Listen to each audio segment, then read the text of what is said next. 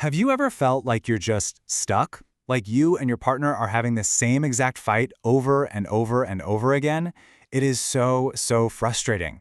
Well, in this explainer, we're going to dig into the real science of why so many relationships hit this wall, and we'll look at a completely different model that, well, it might just be the way out. So let's start with this. It's a pretty bold statement from Figs O'Sullivan, one of the co-founders of Empathi. No couples therapy is better than bad couples therapy. Wow. That really hits home because it points to this tragic reality, right? That sometimes the very help couples are looking for can actually make things worse. So, why? Why do the traditional ways of doing this so often miss the mark? Okay, so a big part of the problem comes down to what we can call the weekly session trap. It's this cycle that starts with really good intentions, but it just leads to, well, frustration and a lot of times even more damage.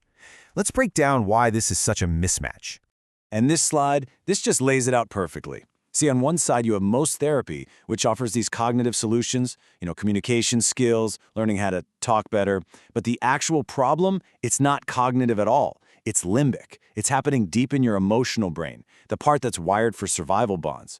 So when you try to fix a deep limbic problem with these surface-level cognitive tools, it's like trying to build a house on quicksand. It's just never going to work. And that's the trap right there. A therapist can manage to de-escalate a fight in a 1-hour session on a Tuesday, and for a moment, the couple feels better. They feel some relief. But come on, a whole lifetime of these negative patterns? They don't just hit pause for a week. By the time Wednesday, Thursday rolls around, they're right back in that same painful dance. All that progress from the session is just gone. There's simply not enough time to get to the real stuff. So, if it's not really about communication skills, then what is the real issue here? Let's get into the science, into what is actually going on inside your brain when you feel that disconnection from your partner. Because this is where it all starts to make sense. And really, the best map we have for understanding this is something called attachment theory. Now, this theory tells us that love isn't just a nice feeling or a poem. It is a fundamental biological survival need. From the second we're born, our biggest need is to be emotionally bonded with someone else. It's as crucial to us as food or water, from the cradle all the way to the grave. Okay, so with that in mind, just think about what happens when that essential bond feels like it's in jeopardy. When the one person in the whole world you depend on most suddenly feels distant, or they shut down, or maybe their voice gets sharp, your brain doesn't just process that as a minor disagreement. No way. A primal alarm bell starts screaming.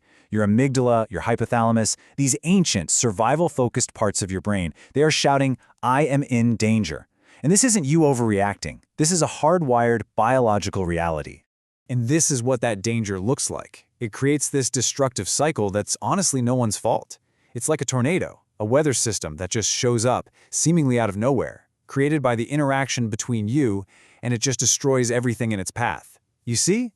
The problem isn't you, and it isn't your partner. The problem is the tornado you're stuck in together. All right, so if a 1-hour weekly session can't possibly stand up to a tornado, then what can? This is where we need to look at a totally different model, one that's actually designed to handle this level of emotional intensity and create change that actually sticks.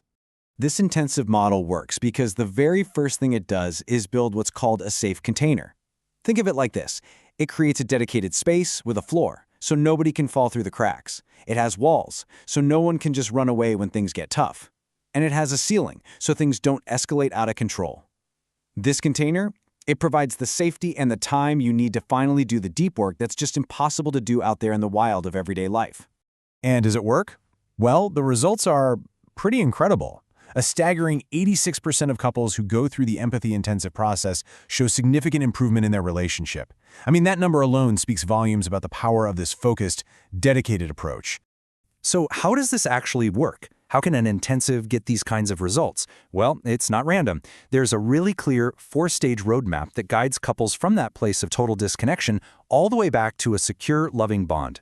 So this journey back to each other, it happens in 4 main stages. First, you actually map out your unique tornado, so you become total experts on that negative cycle you create together. Then you unlock something called empathy squared. It's this incredibly powerful shared experience. After that, you learn how to soften and heal, creating a truly safe space for vulnerability. And finally, you stick the landing. You basically rewrite your love story, which gives you the tools to keep that healing going for the rest of your lives. Now, the real key to this whole transformation is this idea of empathy squared.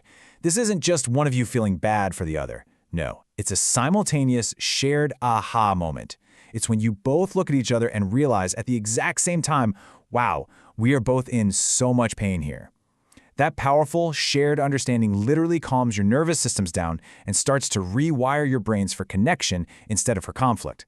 You know, the change that happens during this process is it's profound. It's not about changing who you are or the facts of your life. It's about completely changing how you see each other and how you see yourselves in the relationship. And this quote, I think this is one of the best ways I've ever heard it described. You stop looking like two tigers just fighting each other to the death, and instead, you see that you're just two little field mice that are scared and hurting. And in that moment, when you see that vulnerability, the fight is over. That's when the real connection can finally start. And listen, this isn't just some temporary feel-good moment. Just look at the data here. The change actually lasts. You have 86% of couples seeing that immediate, significant improvement. And then, an incredible 75%, they're still feeling those gains 2 years later. This is about creating a permanent shift, a whole new way of being together.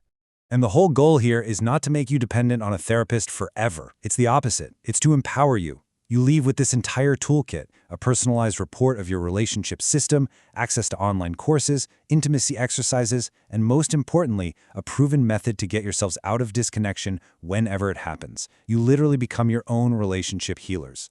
Which it really brings us to this final thought. You know, when a relationship is disconnected, nothing else in life really feels right. The sun doesn't seem as bright, success at work can feel kind of hollow. So the real question isn't about the cost of doing this work. The real question is, what's the price of not doing it? What is the real cost of just staying stuck?